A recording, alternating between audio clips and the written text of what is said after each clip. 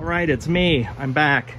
Remember how I said I was going to press that Murrini? So I've got a shelf down here, a first shelf that has those straws and then some Murrini there. And then I've got the rest of them arranged on the second shelf, and I've left a big empty space because I have chopped up a ton of clear and I have the chunky green. So if you don't know what I'm talking about, my last video, part 3, kind of talks at the end about what I was going to do with some of this. So there's a whole bunch of clear, and then there are those green chunks that I said probably would not flatten very well. And I'm going to mix all of this up off camera because it's going to make a hell of a lot of noise. And then I'm going to pour it into the middle of my shelf.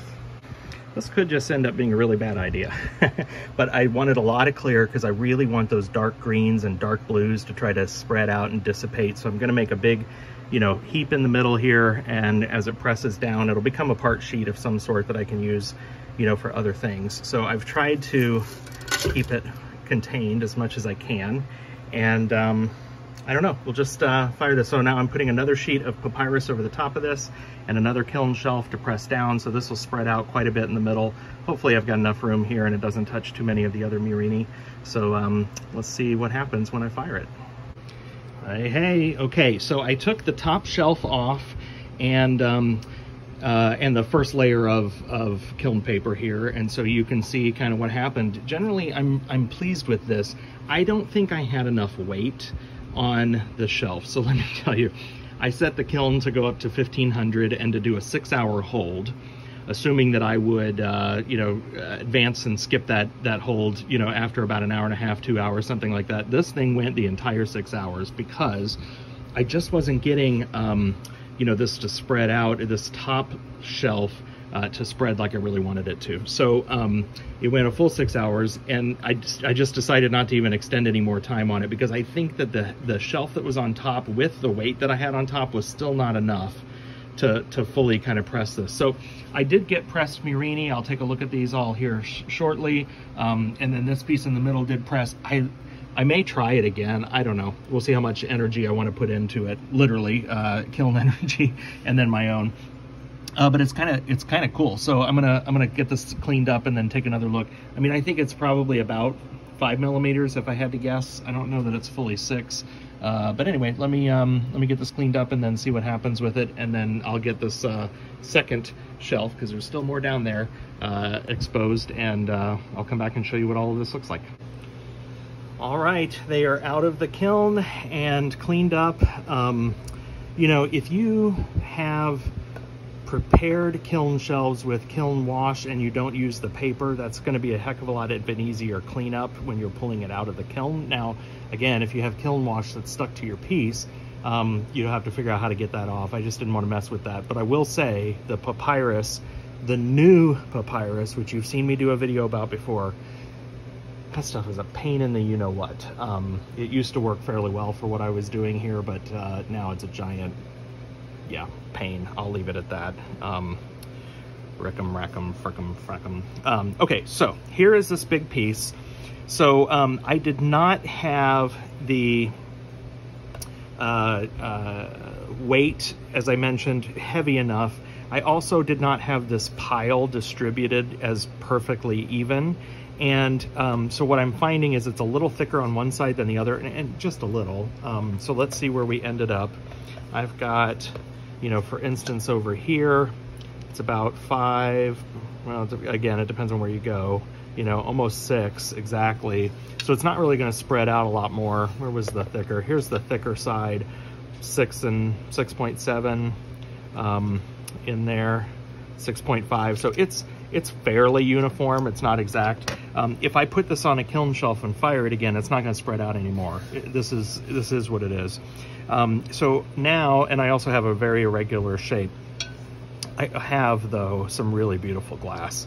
So I am debating, do I put it back in and fire it again and sandwich it and try to get it down to, half this to about 3, which was the initial intent. If I did that, I think I'd get more transparency. and I think it could look cool because I think this will continue to spread, but it's neat as it is, and so I just got to think about what do I want to do with it. Now, let's talk a little bit about stress. So in one of my prior videos, we talked about the fact that I am heating this glass up over and over and over again. Now, the clear was new. This was brand new clear that came out of my scrap bin, but this color, let's count them up. I made the pucks, so that's firing number 1. I pulled the Vitrigraph, that was firing number 2, and then I put it in the kiln for this, so that became firing number 3, you know, for this. And so some bullseye glass, you just have to know that it might shift in compatibility the more heat work it has, and boy did this have a lot of heat work. It had 6 hours for sure on top of the previous firings. But so let's take a look at what it's doing under polarized filters. So I had little dinky ones that you might have seen in a prior video. I bought larger sheets from Amazon. They're in the Amazon store if you're interested in seeing those. So I'm putting one of those down. I'm putting this glass on top. The one that I bought was a 3-pack. And so you have to angle it. So see, if you just put them on top of each other as they are, they don't work. But when you see you turn it, that's when you get that polarized effect. So having 3 for me works out quite well here. And isn't this interesting? So in the middle, that there is not any stress, really, within the middle here. So this clear, you know, basically just looks like that gray, that kind of muted gray, and there's not any stress that we're seeing within some of this darker glass or around this darker glass, which tells me that it really hasn't shifted in compatibility much at all. Now you do see this brighter white light around the edges. Does indicate that there's some more stress on the edge where this glass was pressing out, but nothing in the middle here. So I feel actually fairly confident that when I go and whatever I decide to do to this, when I fire it in a normal firing schedule with, you know, an appropriate anneal and such, I'm going to feel fairly confident in the integrity of this glass. I had one, you can probably see it, one speck of what I think was some of that metal, really. I think it might have been some spalling or something from the vit pot, and so I didn't see that in the original piece of glass, but now you certainly see it because it sticks out like a sore thumb. I can kind of feel it, so I may be able to use a Dremel and kind of diamond bit and grind that out just a little bit.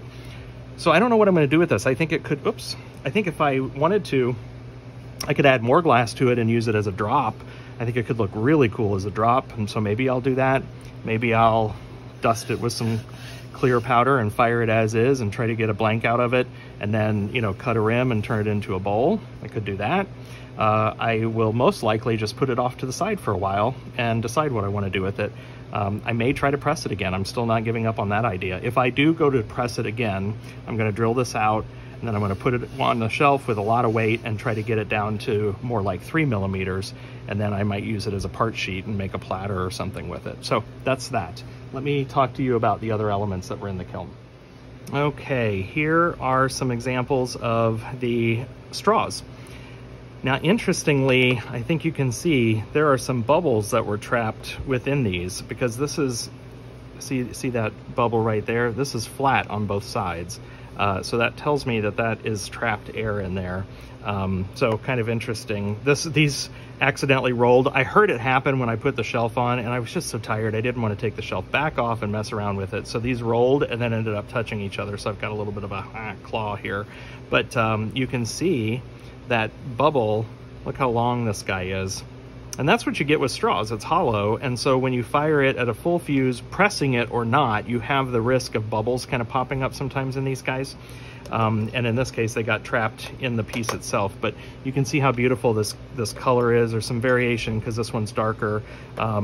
This one, the bubble, I think, popped, and so this, you can't see it on the video, but this is actually an indentation in this glass. Now, most of these are almost right at about 3 millimeters, so they're nice and thin. And I think, obviously, I mentioned, well, not obviously, if you didn't see it in the prior video, I talked about cutting these up and using them to make maybe Christmas trees, stacking these pieces.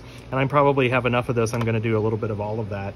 But I definitely get plant vibes. You know, these look like really long stems. Clearly I can cut them up, but you could see using these in some floral pieces. And just for my and your edification, I will show you again with the polarized filter. Even though these bubbles are in here, even though this has been fired now multiple times, there's not any stress. It looks really good. Whoops. So nice and dark. There's nothing here to call out from a stress standpoint. So very pleased with those. And these are nice. They look really glittery. You're not seeing that now because they're dry, but if I were to put a little bit of water on here, you'd see how they really glitter. So very, very pleased with those. Now, I'll show you the cane.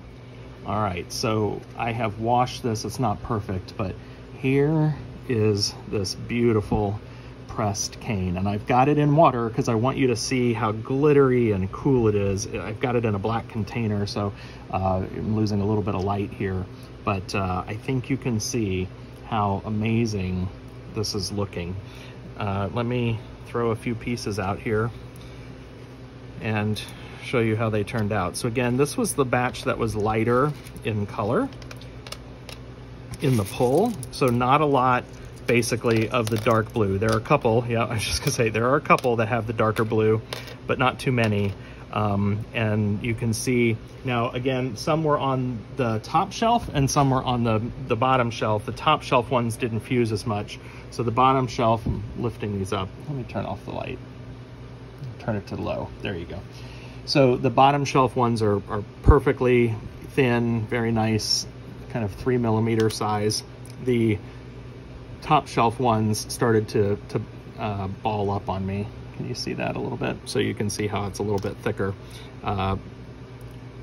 I'm ecstatic. I think these are really cool. So stay tuned to see what future videos reveal I make with these, but I'm very pleased. I'm going to finish cleaning them up and then have them ready to go to turn into something really cool. So thank you. This is part 4 of part 4 of 3, somebody said, which I thought was great. Part 4 of processing this cane and Murrini. I don't know what part 5 will bring. I'm sure I'm going to move on to actually making something soon. So stay tuned. Make sure that you subscribe. Make sure that you're following me on Facebook, and we'll keep you updated with the new projects as they come. Catch you later. Bye-bye.